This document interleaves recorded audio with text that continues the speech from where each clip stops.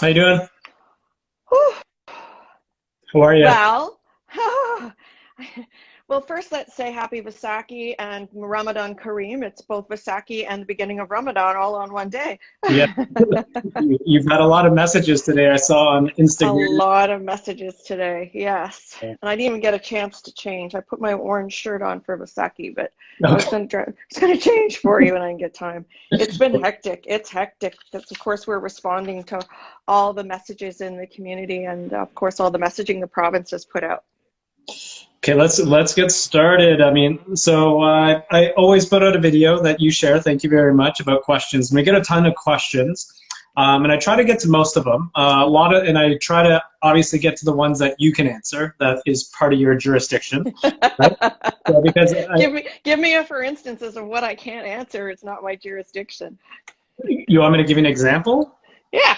Oh, just about procurement, about vaccines and stuff like that. I'm like, there's three layers of government, right? So, and I think, and it's not their fault. They just, it It's is. not their fault because they just see the government. Yes. People, I understand that. People just see the government said this and don't really have an understanding of what's federal, provincial, or municipal. And so Yeah, often I get asked, what is my responsibility? true. They're good questions. I just Okay. obviously, if they can't be answered, they can't be answered. So, Do you want to start with the update? well, let me start with the question literally. So this question got asked at least 12 times, but different people. So the 18 plus mobile vaccination clinics that Doug Ford mentioned last week, I think caught everybody by surprise. You Including know, us. including Peel Public Health and the cities and municipalities. I know that we put out an article in Saga that said Malton, and I think a couple of postal codes will get it later on this week. But this isn't the big rollout of the 18 plus hotspots. When can we see the 18 plus hotspots So being back? let's back up. Okay. Let's back up. We're vaccinating by priorities outlined in the framework, which is priority populations, and we are up to 60 plus in the Okay. priority age groups. All right, so you can go online or call Public Health or Trillium Health Partners and register for your vaccine if you're 60 plus, right? And then an announcement came that 50 plus could. And we thought, oh, did we jump two categories? But no, the Premier had made that announcement. And so Trillium Health Partners began to register 50 plus, although Peel Public Health is under the COVAX system, which hadn't turned around quickly enough and can't, and weren't accepting 50 plus so quickly. And then it became apparent that the Premier meant to say, he misspoke and meant to say in hotspot zones. So not all 50 plus, just 50 plus in hotspot zones, of which 85% of Peel is, because all of Brampton and 2/3 of Mississauga are hotspot zones. And so they could register 50 plus. And then teachers who were in-class educators, right, or their supports like the custodians, bus transit drivers, etc., could also register if they were in those hotspot FSAs, which are a fancy way of saying postal codes, Okay. right? So then you had it expanded to 50 plus and teachers in hotspot postal codes, okay? And then he said 18 plus. Yeah. And when our phones went lit up and our systems crashed. I have to say, because it's not what he meant. He Okay. meant that they would be serviced by mobile and pop-up clinics. Now, the other catch is maybe the Premier wasn't aware or it wasn't clarified, but he didn't clarify it, let's put it that way, that the pop-up clinics currently are being run by the hospitals in Toronto, not Toronto Public Health, not the province, Okay. okay? By the hospitals, individual hospitals that service hotspots, those most challenged priority neighborhoods and those priority postal codes. The hotspot postal codes are being serviced by those hospitals, like the Michael Garron Hospital in Scarborough, St. Mike's, St. Joe's, etc. Those hospitals have created, because they have capacity to do so, those pop-up clinics. And we saw people line up in the rain on Saturday under their umbrellas waiting, hoping to get their vaccine at a pop-up clinic run by a hospital in Toronto. We have not done that yet. We're working, public health is working with our hospitals, hospital, singular, because we have one hospital to serve all of our 800,000 people. 3 sites, one of them is Etobicoke, so let's call it 2 sites. Yeah. One hospital to address all the hotspot 18 plus in the prioritized postal codes. So you can see right there, we're going to have a challenge. So we're going to have a big challenge. We have one hospital, they have a dozen hospitals in Toronto. So the Peel Public Health is not operating pop-up clinics. It was up to the hospitals. And they have just canceled elective surgeries so that the doctors and the nurses can care for COVID patients. Okay. Which they're inundated with. I have to get you the notes for that. I have them. Mayor Crombie, this sounds so confusing. Like, correct. I mean, I plan to spend my press conference tomorrow clarifying, just as I have with you right now, because I think it was positioned with all good intentions by the Premier to give people some hope. However, it cannot be executionable in that format, at least not here. Toronto has many, many more hospitals, and some are not as challenged as ours are challenged. Some of theirs are, I agree, Humber River is, and some of the Scarborough hospitals are challenged. But others are not, and they have the capacity to run these pop-up clinics in those challenging postal zones and those priority postal codes. Okay? So we are working on it, and we're hopefully, I mean, it's not that we don't have a history of being able to deliver a mobile clinic, a mobile unit. We have, of course, because we've taken our mobile units out to long-term care facilities during the first wave, second wave, to congregate settings and to seniors' homes, etc. So we have delivered care and vaccine out to remotely through mobile units. We haven't done that with 18 plus. That is a very big need to fill. If you think 50 plus is huge, imagine 18 plus. And you can imagine the calls and emails we've all received with, where do we sign up? Where do we go? How do we get it done? Where do we register? And the reality is, the mass vaccination sites and the hospital sites are only doing right now 60 plus, unless you're 50 plus living in a hotspot, or you're a teacher in in-class learning. So you've said a lot here. So in the most simplistic answer possible, if you can, these 18 plus mobile vaccination clinics, right? Will be running in Mississauga, hopefully when? Soon. Okay. All right. So, and it's run those by are the responses. So, well, you know, but the hospitals, let me give you the numbers for the hospitals. We have 120 inpatients, 120 in Trillium Health Partners, inpatients, 20 in ICU. That's a big increase. 58 under investigation. They're up 33 day over day. We have 92% capacity in critical care, but the hospital itself is at 104% capacity. So patients are being, they don't have to decline a transfer to another hospital. They're being automatically transferred out, automatically. It could be to London, it could be to Niagara, it could be to Kingston, it could be to Ottawa. They're being transferred out. We don't have the capacity. They're moving staff, doctors and nurses, to provide support for the doctors and nurses in the COVID wards. William Osler, even more challenged. They're intubating patients in the hallways. That's how bad it is right now at William Osler. They had 32 patients just walk in yesterday. They had 156 active COVID cases.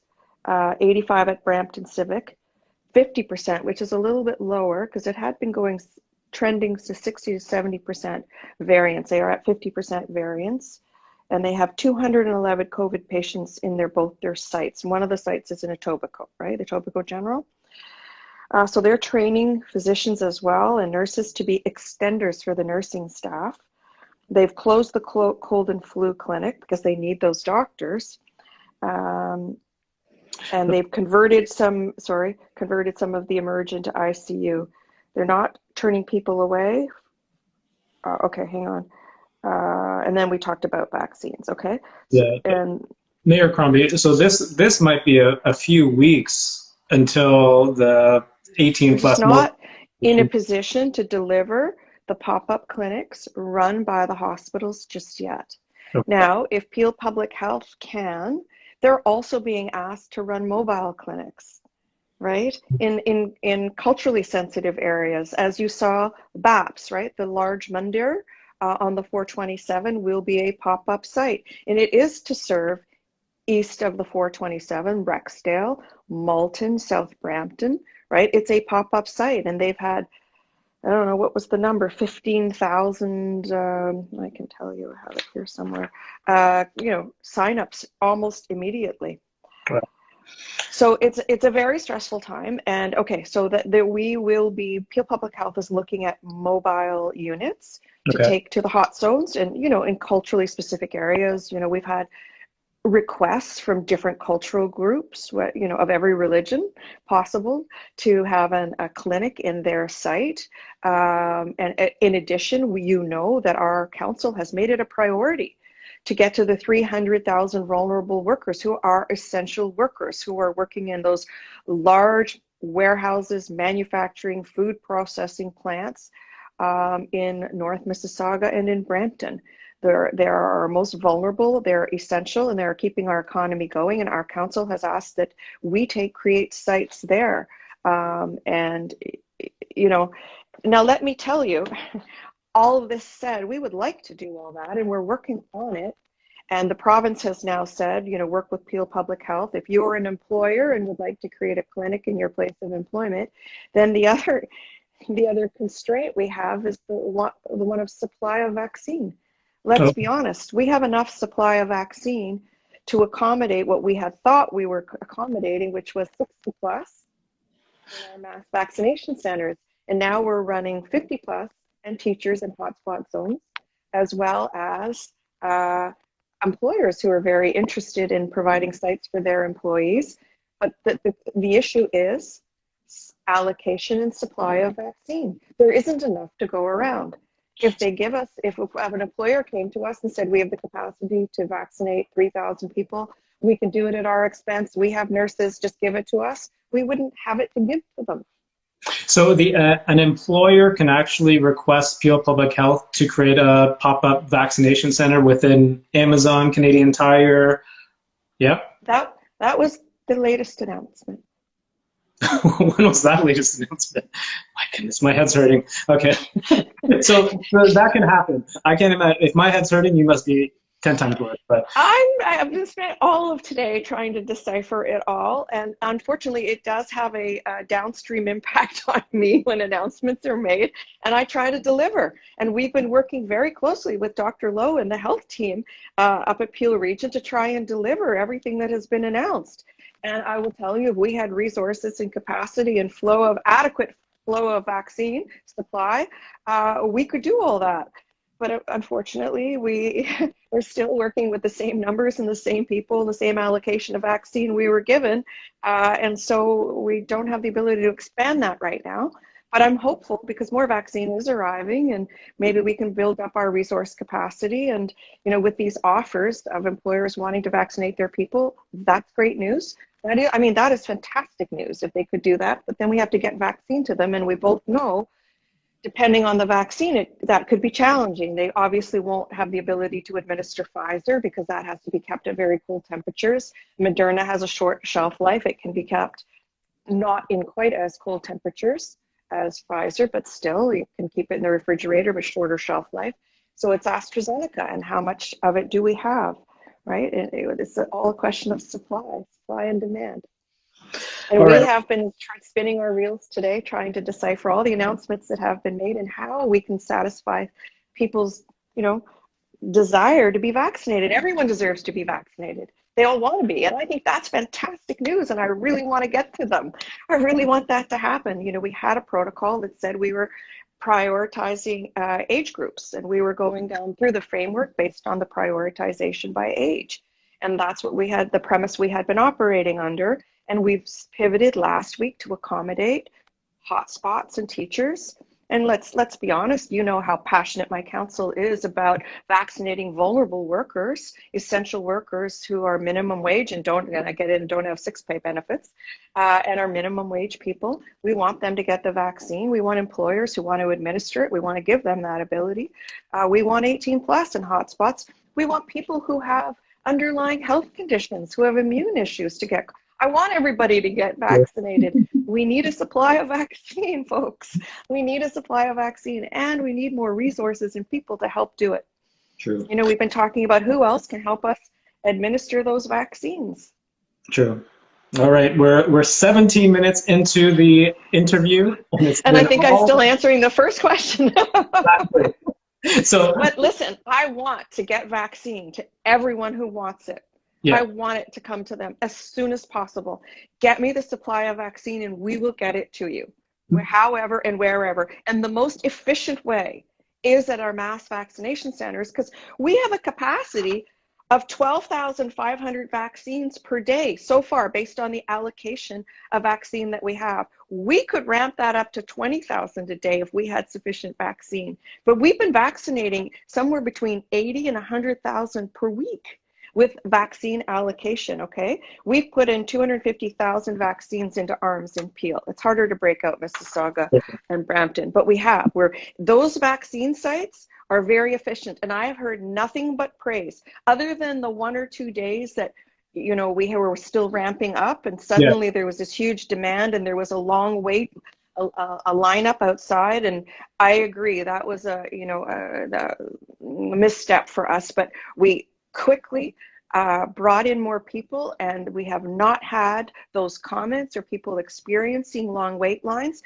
As you know, I took my mom in this weekend. We can ask about that. Yeah, okay. So it took me 40 minutes to go in and out. 40 minutes, that's it. That's it.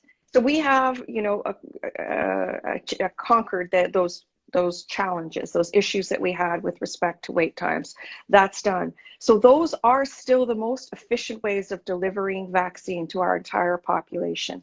But it does crash the system when we are expecting people 60 plus to register, and then it's announced 50 plus, and then 50 plus in hot zones, and then teachers too. All of a sudden systems are crashing. We don't have enough people taking calls. Everyone wants to be vaccinated. I understand. I want you to be vaccinated too. I just got to get the supply of vaccine in, and we'll get it done. Okay. Let's move on to the next question. This is one of 30. I'm kidding. After 28 days of the stay-at-home order, will Mississauga move into red? Or will Peel move into red? So, was it 5 weeks ago? We were 60 cases per 100,000. Yeah. Right? 5 weeks ago? You know what we are today? Let me tell you, I just got the numbers hot off the press. 226 per 100,000. So we have to get that down lower. You know what red zone is, right? It's 40. Yeah. 40. 226 per 100,000. Brampton, ready? 382. Wow. Okay. Yeah. So Peel is averaging, even Caledon on a per 100,000 basis is higher than we are. They're 305 per 100,000. So Peel is 288 per 100,000. You want to be in the red zone? 40, folks. 40. Okay, and let's just look at R factor. The R factor in Mississauga has come down because I was so worried about it last week. It was 1.34. We're down to 1.18. So that's good. We're bringing transmission down, but Caledon's not. Now Caledon went up. They're at 1.39. So that's huge. And Brampton's the same as we are with respect to R factor. And then the positivity rates have to be, you know, about 5, 6, 7%. We're 12. Brampton's 20% positivity. So it's a matter of just getting people vaccinated now. It's a matter of getting vaccines into arms. Yeah. That's the fight we're fighting. Okay.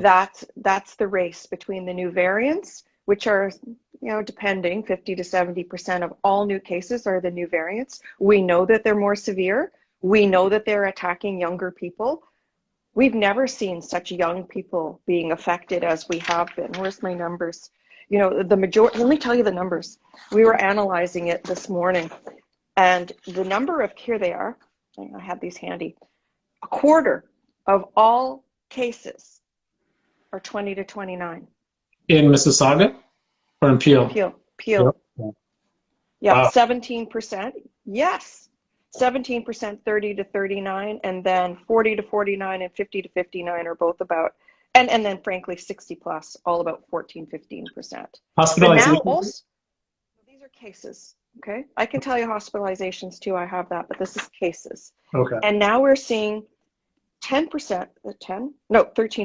13% is 19 and younger. We're seeing children with COVID cases that we never saw in the first and second wave. These are these new variants. They're attacking much younger people. Remember in the first and second wave, we would say, you young people, stop getting together, stop hanging out. You're transmitting the disease and your grandparent's gonna get sick. Guess what? They're getting sick now. Yeah. They're the ones getting sick now. It's a real problem. And when we look at where the transmission is occurring, it's significantly changed too. 43% is household. Workplace is only 5%, and community outbreak is 25% community spread. Schools are small, but they do spread. And it's that cycle, right? Do you get it at work, or did you get it at home from somebody who got it at work and taken it out to the community? You were in the grocery store, you gave it to other people. It's the cycle. It's a cycle. So it just continues to be transmitted. But the scary thing is the severity. And you're 2.5 times more likely to enter hospital with a new variant, 2.5 times more likely to be intubated or in ICU, 1.5 times more likely we see deaths occurring as a result. Wow. Okay. It's very dire. The hospital situation is very dire, and with the new variants attacking much younger people is very concerning.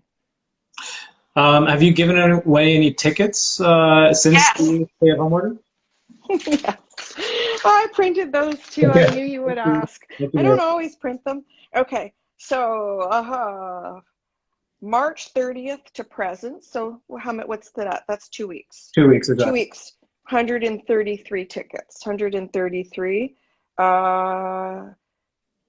245. No, that can't be. That's cumulative. All right, some of them's cumulative. So this past week there was 2 business fines, 7 in parks, and Part 3 charges. Any good one? So, any doozy? Yeah, a banquet hall. There was a gathering. Private residence was running a hair salon, so be careful. Those people who are trying to do that. Large gatherings at parks, in the marina, parks. Those were the large ones. So we'd been hearing, and then just notices of, hey, you can't do that. Those, as we call, educate, make, and build awareness. Too many people playing soccer at different parks, baseball, basketball, cricket. It's just 30 players on a field and too close, all that. 20 players, 10. And these are reactive fines, right? People are calling in. Is that, yeah. You guys aren't proactively looking. It's more kind of. These are complaint based. Yeah. These are complaint based. And I have told them, please educate first. Let's not fine people. They only fine you if you are being extremely uncooperative and strident and saying, I don't have to do that. Sorry, I don't agree. You're going to get fined. If you say, oh, sorry, we slipped or we didn't realize. No problem. Now Move on. Insaga writes about international flights coming in to Pearson with COVID cases every Wednesday and every Saturday, and dozens keep on coming in, right? And it's nonstop, right? Flights or COVID cases? Flights with COVID cases, right? Okay, so these are asymptomatic people because, as we both know, you need a negative test to get on a plane. So if they are COVID positive, and And the airport and the airlines are suggesting the numbers are somewhere between 1% and 3% travel related asymptomatic, because you can't get on a plane if you're sick. You'll be stopped every which way. Yeah. Your temperature is There's taken, a lot. you're screened for symptoms, and you also have to present a negative COVID test that's valid for the past 72 hours, right? So these are asymptomatic people that are coming across with COVID. Okay. Oh, there's still a lot. Like I said, there's a lot coming in. So I'm just going to get to the viewer questions. Sure. Quickly. Are all supplies of vaccines sufficient at Paramount with all the reservations? Like, no. Oh, wait, no, everybody that gets reserved. Oh, yeah. So, I mean, you know, it was reported that we had inventory of vaccine. We are not in any way sitting on vaccine in any way. We have the right amount of vaccine for projected out for the next week to 10 days in inventory based on the reservations made for the vaccines. So that's what we have ongoing. And, you know, whatever supply we're given, those are the number of appointments we allow reservations for. Okay. When the allocation comes in. Okay. Another question we have, will community centers be used for the 18 plus COVID-19 hotspots in Mississauga? And we're working on it. Okay. I mean, you know, Dr. Lowe is so dedicated and he's so stretched right now. And when these announcements were made, you know, we were trying to tackle 50 plus, let alone 60 plus. We were vaccinating 60 plus, and then it went to 50, and then hotspots, and then teachers, and now 18 plus. It's a lot to deliver, and he is trying his very best. And we know that paramedics will be vaccinating. We're looking at other groups who are potentially can assist with the vaccinations. We're looking at where, when, how, what are the resources. You know, Okay. We're trying. He just asked for a little bit of time to create a plan so that hopefully by the next time we have this conversation, there's a plan and I can say, this is where you can go and this is what you can do. And these are who are running the clinics. Okay. And we'll just do a last question here. Do you think this school will be closed for the rest of the year? You know, on the same day that we closed schools here in Peel, the Minister of Education said they were safe, so you never know. They extended it about, I'm hearing, they're anticipating Mother's Day, which is what, mid-May? Yeah. Mid-May. And then it's got to be a wait and see. If we can drive these numbers down, of course we'll open schools and open businesses again too. You know, at least we closed the non-essential aisle this time, right? I was pleased about that. Sorry. A little bit of a level playing field here. So here's the thing, sorry, and this is just another question that I see here about. Now people want them open again? No, here's the thing. So they're saying that if they're closed, right, if the essential lanes are closed, they're going to Amazon to buy the product now, where Amazon is where the outbreaks are. So it's a never-ending, you know, cycle. Something. But you know, in fairness to our small retailers, you can't have the big boxes selling those very items that they're not permitted to sell. Come on, that's not fair, and that's something that I've been fighting for our small retailers, and the only way I can, which is to have that voice. That was fundamentally unfair. So let's just stay home, drive down these numbers, and then we'll open up again. Yes. And we had some and you know what? It's good that we're closed now. It was supposed to rain all week. It's been nice, but it was supposed to rain all week. We're closed now. Let's hope we're open in the summer. Sure. Right? It's April. So May, June, by June, it's open. Everything open again. One last thing. Where did you get your puppy and what's your puppy's name? Oh, so this is my son's puppy. She's what, 8 to 10 weeks old, I think. Her name is Athena. She's so beautiful. Oh my gosh, she's so beautiful. She is a German Shepherd Husky mix. Nice. Oh wow. I know. She came to visit yesterday. She was visited a couple of times. She was over last night, and it just there's no work to you. You can't work when Athena's over, right? Because it's just playtime, which is wonderful because it's a big stress reliever too. And she's just this little bundle of soft fur and cuddly, and oh, she's amazing. We love Athena, but it's let's be clear, it's Alex's dog, and she came to visit grandma, which I love. Just like any grandmother, you can take your child home now. She's chewed up my carpets and did her thing on my floor, and okay. And you want to hear about Veronica and her experience? Yeah, please. So mom, as we know, was a bit vaccine hesitant. Yep. And it took me a long time to convince her we would go get vaccinated, and we had to go together. So she wasn't willing to go unless I was by her side. So we had to wait for my number to be called so I could register. And so we went together, and I went where she has a walker that's on wheels. They're called rollator. So we had to get somewhere very convenient for her to get in and get through. And so we were at UTM because the parking's like about a big lay-by. I could let her out. She go through, and I park and run in to meet her. And it was such a great experience. Everyone is so happy. Everyone is so happy. They are welcoming you with open arms. Come in, get your vaccine. It's going to be painless. It's going to be great. And it was. It was so fast and efficient. I've never seen an operation like that. And it's the same in all our mass vaccination centers. They are so easy. As soon as you register, you get through. I know it took me a couple of times to book her appointment and mine because I needed to get appointments together next to each other. I had to go in, back out, and in again to register her and then me and whatever. But as soon as we were inside, we were treated so well, and and it didn't hurt. We were interviewed everywhere we went about do you have any allergies, any reactions to anything, and do you have any symptoms? And so it was so smooth and so easy and so efficient and so effective, and everyone was so nice, and everyone knew what they were doing, and they had ambassadors telling you where to go and move along here and go into that line and stand here, and then we got our vaccines together, and then you have to go and sit and wait for 15 minutes to make sure there's no immediate adverse reactions, and they watch you, and then they come and clear you, and then you can leave. And it was such a happy day. Honestly, everybody who was there was smiling. They couldn't wait to get inside and get their vaccine. Nice. And I'm just counting down the months until I get my second dose. So they did open up for 18 plus. Yeah, thank you. That's a good way to end it. Thank you. See you later.